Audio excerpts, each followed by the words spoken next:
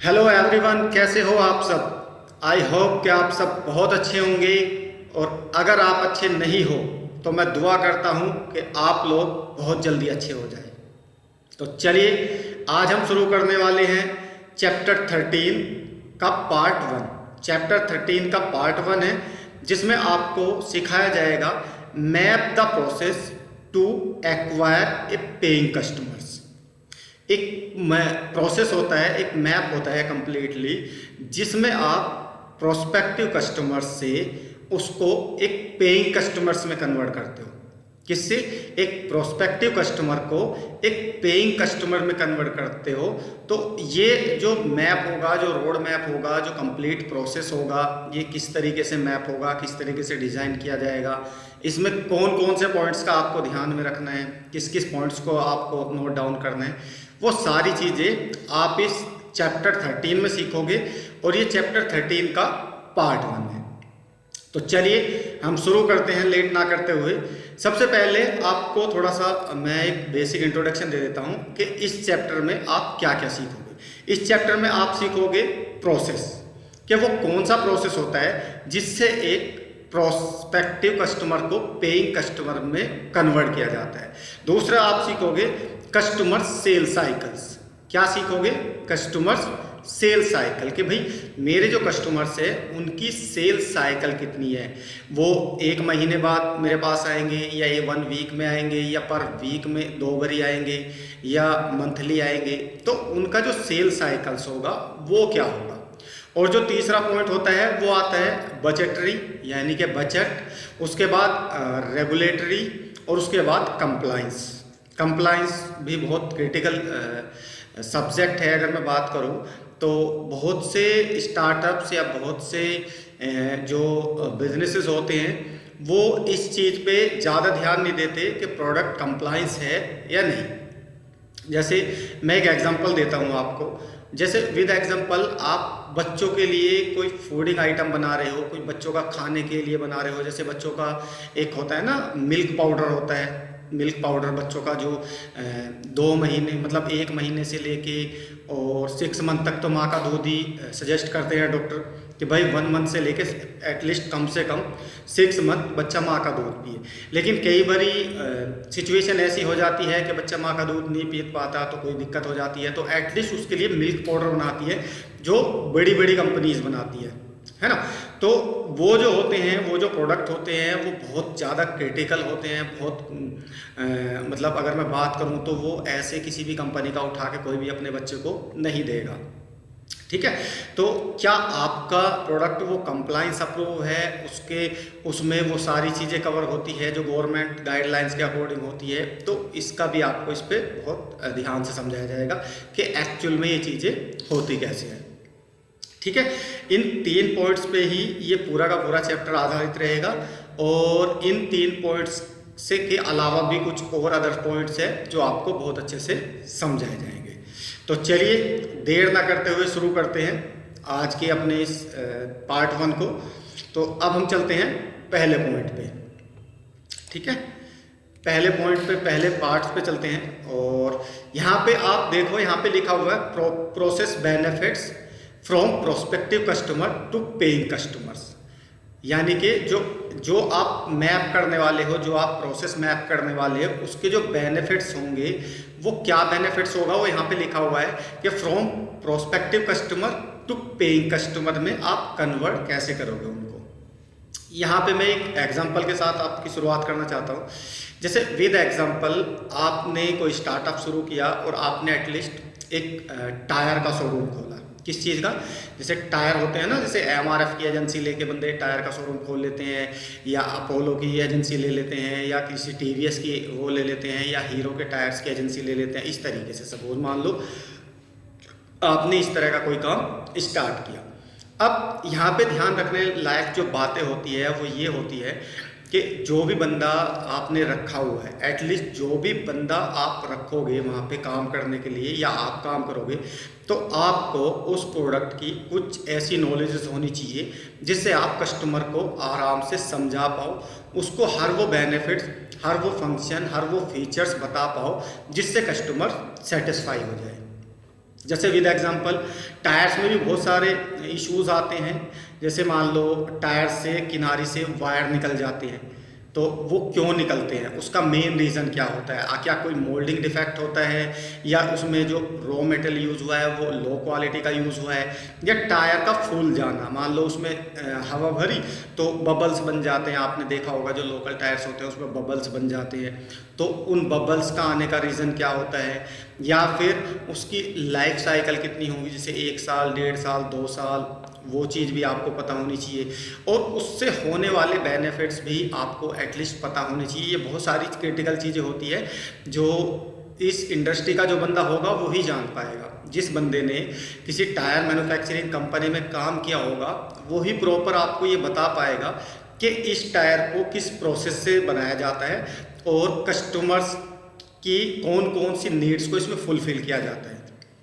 आप किसी भी बिजनेस को खोल लो, आप एटलीस्ट कोई परचून की दुकान नहीं खोल रहे हो कि भाई दाल चीनी चावल एटलीस्ट ये देनी है, तो वो एक अलग चीज़ हो गई, है ना। वो हर कोई भी बंदा खोल सकता है कि भाई आपको रखना क्या है, आपको ये चीज़ें रखनी, उसमें कंप्लाइंस की ज़रूरत नहीं होती, क्योंकि ऑलरेडी वो कंपनी जो बनाती है ना उनको ज़रूरत होती है। एटलीस्ट अगर आपको कोई किराने की दुकान खोलनी है, कोई परचून की दुकान खोलनी है, तो उसके लिए आपको कंप्लाइंस लेने की ज़रूरत नहीं है। लेकिन जिन कंपनियों का आप प्रोडक्ट सेल कर रहे हो, जिन कंपनीज़ का आप प्रोडक्ट सेल करोगे, आप शुगर किसी ना किसी कंपनी की सेल करोगे, आप उस पर मैगी किसी ना किसी कंपनी की करोगे, दालें किसी ना किसी कंपनी की, या किसान से वो सर्टिफाइड होती है गवर्नमेंट से, ऑलरेडी उस पर FSSAI का मार्क होगा, ऑलरेडी आप बोरी पे देख लेना, है ना। या आप जो भी A to Z item sell करोगे किराने की दुकान पे, वो चाहे बिस्कुट हो, नमकीन हो, A to Z जो भी आइटम आप सेल करोगे, वो जो कंपनियां उसको बना रही है, ये उसके दायरे में आता है कि उसका प्रोडक्ट रिच कंप्लाइंस का है भी या नहीं है, ठीक है। तो एटलीस्ट जैसे मेडिकल का क्षेत्र हो गया, मेडिकल के क्षेत्र में कोई आप किसी को भी उठा के नहीं बिठा सकते वहाँ पे, क्योंकि मेडिसिन बहुत क्रिटिकल चीज़ होती है ना। या जो पर्टिकुलर बहुत अच्छे बिजनेसेस होते हैं, जैसे टायर इंडस्ट्री में टायर स्पेशलिस्ट ही बंदा बैठाएगी कंपनी, या कोई ऑटोमोबाइल्स इंडस्ट्री में ऑटोमोबाइल्स का ही एक्सपर्ट बैठाएगी कंपनी। ऐसे नहीं है कि किसी को भी ला के पटक दिया, ऐसे नहीं होता। अगर आपने हीरो के शोरूम में देखा होगा, वो एजेंसी भले किसी को भी दे दे, एजेंसी तो भले ही जो पैसा लगाएगा उसको मिल जाएगी, लेकिन वहाँ पे जो टेक्निकल टीम काम करेगी वो एटलीस्ट कुछ तो कंपनी अपनी साइड से हेल्प करती है, कुछ बंदे तो कंपनी अपनी साइड से भेजती है ट्रेंड मैन पावर, जो फुल्ली ट्रेंड होती है, जिसको नॉलेज होती है, जो कस्टमर को समझा सके, उसको सेटिस्फाई कर सके। और कुछ बंदे उसकी साइड से भी होते हैं जो एजेंसी लेता है। तो यहाँ पे एक चीज़ नोटिस करने की बात है कि आप अपने प्रोस्पेक्टिव कस्टमर को पेइंग कस्टमर्स तभी बना सकते हो जब आप इन चीज़ों का ध्यान रखोगे। अगर आप कस्टमर्स को सेटिस्फाई नहीं कर पाए, उसको कुछ बता ही नहीं पाओगे, तो एटलीस्ट वो आपके पास नहीं जाएगा, वो वहाँ ज़्यादा जाना पसंद करेगा जहाँ पे उसको नॉलेज प्रॉपर, ट्रांसपेरेंट और अच्छे से मिलती हो, ठीक है। अब इसके बेनिफिट्स क्या होते हैं, ये रोड मैप, ये प्रोसेस मैप जो आप तैयार करने जा रहे हो, तो इसके बेनिफिट्स क्या होते हैं और इनमें किन पॉइंट्स का ध्यान रखना होता है, थोड़ा सा उसको समझ लेते हैं। इसमें पहला पॉइंट्स होता है understand the customer sale cycles. मतलब जैसे मान लो सपोज आपका कोई शोरूम है टायर बनाने का, और टायर की लाइफ एटलीस्ट कम से कम 1 साल होती है, 1 साल से पहले कोई भी टायर खराब नहीं होता। तो जब भी आपसे कोई कस्टमर टायर परचेज करके लेके जाएगा, वो कितने टाइम बाद वापस आएगा? 1 साल बाद, ठीक है। लेकिन मार्केट में बाइक्स कितनी चलती है भाई, एक सिटी की अगर मैं बात करूं तो कम से कम भी लाखों बाइकें चलती है, तो उसके पास रेगुलर कस्टमर्स आते रहेंगे, एटलीस्ट उसको कस्टमर्स की कमी नहीं होगी, ठीक है। तो वो बंदा ये आंकड़ा लगा लेगा कि एटलीस्ट मेरा जो सेल साइकिल्स है वो उसमें कितने कस्टमर्स आते हैं, पर मंथ कितने आते हैं, है ना। कभी ये ऊपर भी चला जाएगा, कभी नीचे भी चला जाएगा। तो आपको अपने जो कस्टमर्स की सेल साइकिल है, जो कस्टमर्स आपसे परचेज करते हैं वो किस सेल साइकिल में आते हैं, ये आपको आइडिया लग जाएगा अगर आप मैप करते हो इसको। दूसरा, बिल्ड ए फाउंडेशन, मतलब एक फाउंडेशन बिल्ड कर पाओगे आप। जैसे मान लो भाई जो आपका कस्टमर्स है जो MRF का ही टायर यूज़ करता है, तो वो सिंपल सी बात है, जो MRF की जो टायर की जो एजेंसी होगी ना, वो उससे ही टायर डलवाना पसंद करेगा, वो इधर उधर नहीं जाएगा। एटलीस्ट क्यों? क्योंकि उसे फेथ है, उसे पता है कि भाई ये कंपनी बहुत बड़े लेवल की है, बहुत अच्छी सर्विस देती है, बहुत अच्छी क्वालिटी का टायर देती है, या और भी बहुत सारी चीज़ें उसको पता होगा। ठीक है, इसलिए इनको क्या है ना, कस्टमर एक्वायर करने में कोई दिक्कतें नहीं होती, क्योंकि एटलीस्ट वो पूरी मार्केट में अपनी एक फाउंडेशन, अपनी एक नींव जमा चुकी है। जब आप इस प्रोसेस को बनाते हो और आप नया प्रोडक्ट या नई सर्विस या नया सॉल्यूशन जब लेके आते हो मार्केट में, तो आपको भी यही फाउंडेशन तैयार करनी है कि एटलीस्ट आपकी कंपनी का नाम देके बंदे के माइंड में आ जाए कि ये कंपनी ये काम करती है और इसकी ये प्रोडक्ट है और वैल्यूएबल प्रोडक्ट है। ठीक है, तीसरा पॉइंट पे आते हैं, इससे आपको क्लैरिटी मिलती है, आइडेंटिफाई हिडन ऑब्स्टैकल्स। मतलब कुछ ऐसी चीज़ें होती है जो एकदम ट्रांसपेरेंट नहीं होती, आपको एकदम नहीं दिखाई देती, चाहे वो आपके प्रोडक्ट को लेकर हो या आपकी सर्विसेज को लेकर हो, कि भाई उसमें कुछ हिडन चीज़ें छुपी हुई होती है। जब आप प्रैक्टिकली मार्केट में उतरते हो, प्रैक्टिकली कस्टमर से मिलते हो, वो पिक्चर तब क्लियर होती है जब आप उनसे मिलते हो। वो अगर आप मान लो अभी आपने स्टार्टअप शुरू नहीं किया, अभी आपने कोई ऐसा काम शुरू नहीं किया जिससे आप फेस टू फेस कस्टमर से मिलते हो, तो आपको ये ऑब्स्टैकल्स दिखेंगे ही नहीं। ये जो दिक्कतें या ये जो परेशानियाँ, ये जो सोल्यूशन होते हैं, ये आपको बिल्कुल नहीं दिखेंगे। ये तभी दिखेंगे जब एटलीस्ट आप खुद शुरू करोगे। ठीक है, अब हम चौथे पॉइंट्स पे चलते हैं। वो पॉइंट्स है पोटेंशियल इन्वेस्टर्स। पोटेंशियल इन्वेस्टर क्या कहता है? वो कहता है कि भाई ठीक है, अभी आपकी मार्केट जो है ना वो बहुत सीमित है, यानी कि छोटी मार्केट है। एटलीस्ट भाई आपके पास 100-200 कस्टमर्स का ही बेस है ना, और 100-200 कस्टमर्स के बेस में मैं आप में पैसा बिल्कुल नहीं लगा सकता। एटलीस्ट हो सकता है आप 500 तक ना पहुँचे, पहले ही कंपनी बंद हो जाए।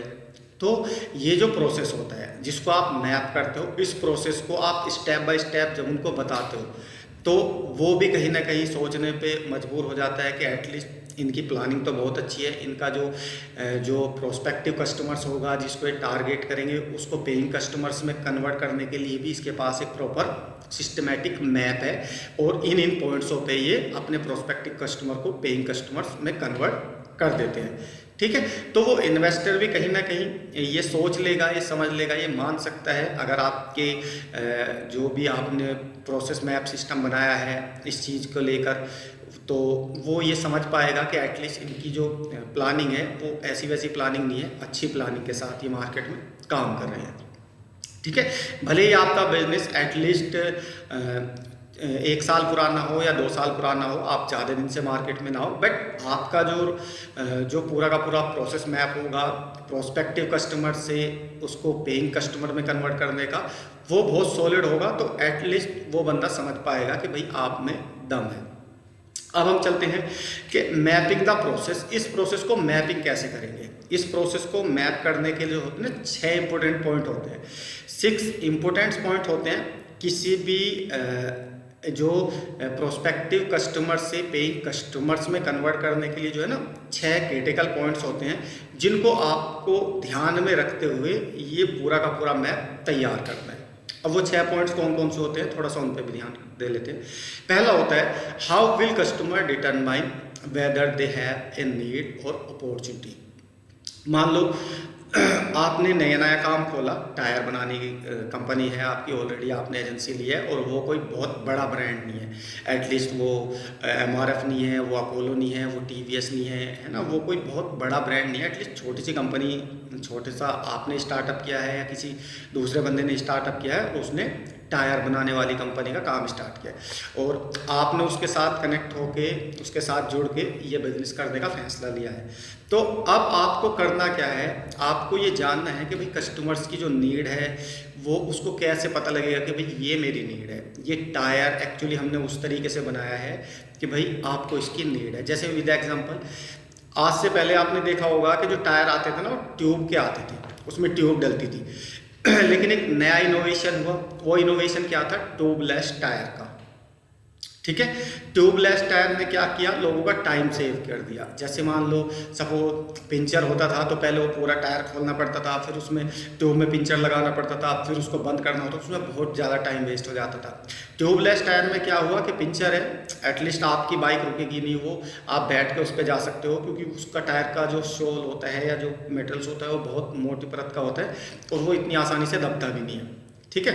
तो आप बैठ के 1 किलोमीटर 1.5 किलोमीटर तक उस पर आराम से जा सकते हो, और जहाँ पे भी पंचर होगा वो बंदा हवा भरेगा, वो टायर में देख लेगा यहाँ पे पंचर है, और 1 मिनट के अंदर आपके उसमें पंचर लगा के दे देगा। तो वो नई इनोवेशन थी। अब ये पता कैसे लगा बंदों को? जब बंदों ने उसको यूज़ करना शुरू किया।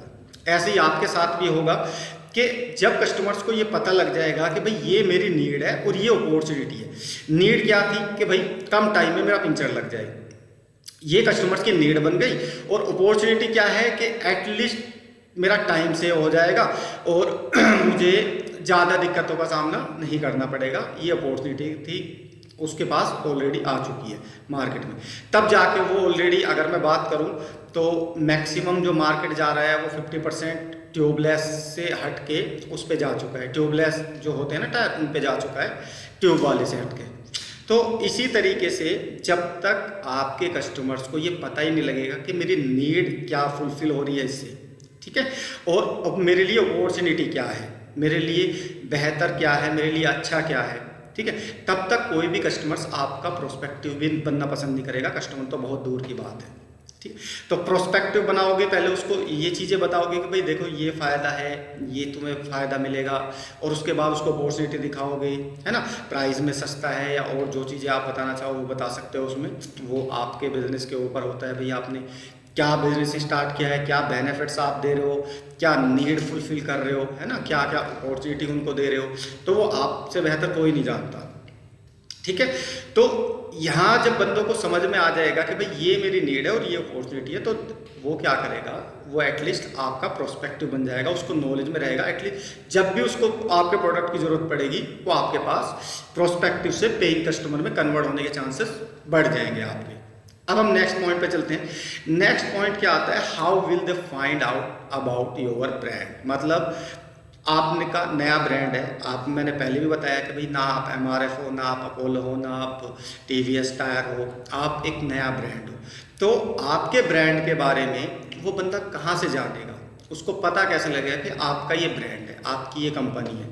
क्या कोई वेबसाइट आपने बनाई हुई है? क्या आपने कहीं ऑफलाइन सर्विसेज दी हुई है जहाँ पे सर्विस सेंटर टाइप का, या आपने कोई कुछ कस्टमर्स आपके हैं, जैसे मान लो भाई कोई बड़ा कस्टमर, जैसे हीरो को आप टायर देते हो, या आप मारुति सुजुकी को टायर देते हो, या न्यू हॉलैंड को टायर देते हो। कुछ ऐसे कस्टमर्स जिससे लोगों का फेथ बन सके, जिससे लोगों को आपके ब्रांड पे फेथ आ सके, है ना।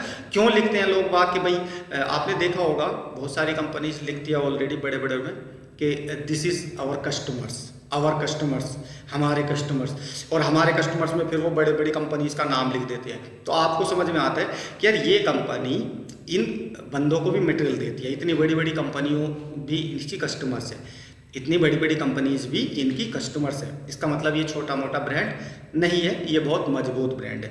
तो वो कहाँ पे फाइंड आउट करेगा आपके ब्रांड को, आपकी कंपनी को, ठीक है। वो जहाँ पे जाएगा फिर वहाँ पे बहुत सारी चीज़ें रिसर्च करेगा, वो चेक करेगा कि एक्चुअल में सब कुछ सही है या नहीं सही है, और उसके बाद वो आपका प्रोस्पेक्टिव कस्टमर से आपका पेइंग कस्टमर में कन्वर्ट हो सकता है, जब उसको ये लग जाएगा कि ये एक्चुअल में ही एक ब्रांड है। अब चलते हैं हम तीसरे पॉइंट पे।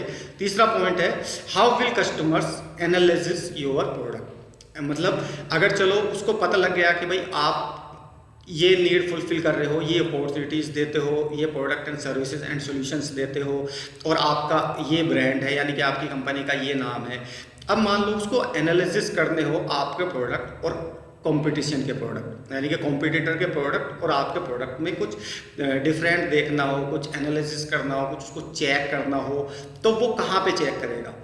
वो भी आपका ऑफलाइन कोई सिस्टम ऐसा बना हुआ है जहाँ पे वो जाके आपके प्रोडक्ट को एनालिसिस कर सके, उसको चेक आउट कर सके, उसको देख सके, या कोई ऑनलाइन ही प्लेटफॉर्म आपने बनाया हुआ है, या कोई और सिस्टम है आपके यहाँ का, तो वो भी उस बंदे को क्लियरिटी होनी चाहिए कि जी आप हमारे प्रोडक्ट, हमारी सर्विस, हमारी सोल्यूशन यहाँ पे आके आराम से देख सकते हो, ठीक है।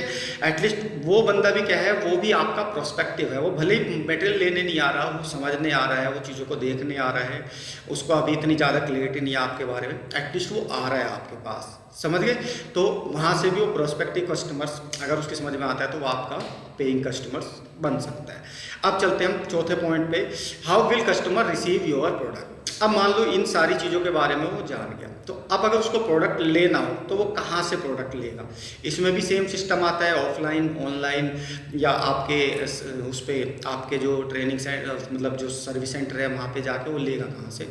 अब चलते हैं नेक्स्ट पॉइंट पे, जो पॉइंट 5 नंबर है, how will customer install your product. अब ये जो मैंने इंस्टॉल वाला यूज़ किया है, ये इसलिए यूज़ किया है, आपने देखा होगा बहुत सारी कंपनीज कुछ ऐसे प्रोडक्ट बनाती है जिनकी इंस्टॉलेशन की ज़रूरत होती है। जैसे मान लो लैपटॉप के कुछ ऐसे प्रोडक्ट्स होते हैं जो इंस्टॉल होते हैं, है ना, और कुछ मशीनरी होती है जिसमें बहुत सारी चीज़ें इंस्टॉल की जाती है, और एटलीस्ट बहुत सारे, इसको तुम ये समझो जैसे मान लो एक एप्लीकेशन होता है ना मोबाइल में, जब आप कोई नया एप्लीकेशन डाउनलोड करोगे तो उसमें इंस्टॉल का ऑप्शन आता है। सेम इसी तरीके से हमारे लैपटॉप में, हमारी मशीनरीज में, हमारी बहुत सारी चीज़ों में कुछ इंस्टॉलेशन के पार्ट्स होते हैं, कुछ सर्विसेज होती है जो इंस्टॉल होती है। अगर आपका प्रोडक्ट ऐसा है तो वो इंस्टॉल कैसे होगा, उसके लिए क्या आपने सिस्टम बनाया हुआ है ताकि बंदे को इजीली वो इंस्टॉलेशन कंप्लीट हो सके। मान लो भाई आपका कोई ऐसा प्रोडक्ट है जो इंस्टॉलेशन के बाद ही एक्सेस होगा या इंस्टॉलेशन के बाद ही चलेगा, तो उस केस में आपको क्या करना है, उस केस में आपको यही करना है कि सपोज जैसे मान लो भाई आपको कस्टमर्स आपका प्रोडक्ट ले गया, पेमेंट दे गया, अब पेमेंट देने के बाद कितने टाइम बाद आपने उसका प्रोडक्ट वो एक्टिवेट कर दिया, वो इंस्टॉल कर दिया ताकि वो सर्विस को यूज़ कर सके। ठीक है, ये हमारा 5वां पॉइंट था। और जो मेन 6वां पॉइंट है वो है how customer will pay your product. इसमें सिंपल सी बात है भाई, एटलीस्ट आपको 5 महीने 6 महीने ये काम करते हुए हो गया, या हो सकता है 1 साल ये काम करते हुए हो गया, आपने जो भी स्टार्टअप शुरू किया या जो भी बिजनेस शुरू किया, और आपको एटलीस्ट 6 महीने या साल भर हो गया। अब आपको पेमेंट की भी ज़रूरत पड़ेगी, क्योंकि हो सकता है आपका बैकअप जो था वो भी ख़त्म होता जा रहा हो। तो यहाँ पे आपको प्रोस्पेक्टिव कस्टमर से पेइंग कस्टमर्स बनाने का काम बहुत जल्दी शुरू कर देना चाहिए। इससे बेनिफिट्स ये होगा कि जो आपका बजट है ना वो नील नहीं होना चाहिए, उसमें दिक्कत आ सकती है। अगर नील हुआ तो आप ज़्यादा सर्वाइव नहीं कर पाओगे, अपने बिजनेस को ज़्यादा अच्छे से नहीं चला पाओगे। ठीक है, तो अब वो पेमेंट कहाँ पे करेगा, वो ऑनलाइन करेगा, चेक से करेगा, बाई कैश करेगा, या कोई और तरीके आपने बनाए हुए हैं, जो भी होगा, है ना, तो वो भी आप उसको पता होनी चाहिए कि भाई मुझको ये प्रोडक्ट खरीदना है तो मुझको पेमेंट कहाँ पे करनी होगी, कैसे करनी होगी। तो ये जो मैंने आपको समझाया, ये समझाया कि from prospective customer to paying customers, कैसे आपको इन 6 पॉइंट्सों को ध्यान में रखते हुए ये पूरा प्रोसेस जो मैप होता है, पूरा प्रोसेस मैप होता है, ये इन्हीं पॉइंट्स के हिसाब से आपको बनाना है। और इन्हीं पॉइंट्स को ध्यान में रख के ये पूरा का पूरा प्रोसेस, ये पूरा रोड मैप आपको इन्हीं पॉइंट्सों के आधार पे सेट करना है। अब इसके बाद जो मैं आपको बताने जा रहा हूँ वो बहुत इंपॉर्टेंट होंगे, लेकिन वो आज नहीं, वो मैं आपको कल डिलीवर करूँगा। वो इसका पार्ट 1 होगा, यानी कि पार्ट 2 होगा। एटलीस्ट पार्ट 1 हम ऑलरेडी डिलीवर कर चुके हैं आपको। चैप्टर 13 का पार्ट 1 आपको डिलीवर हो चुका है, चैप्टर 13 का पार्ट 2 आपको कल डिलीवर होगा। तो आज के लिए इतना ही। अगर मेरी वीडियो आपको अच्छी लगी हो तो please like, share and subscribe ज़रूर कर देना। और आज के लिए इतना ही। Thank you so much.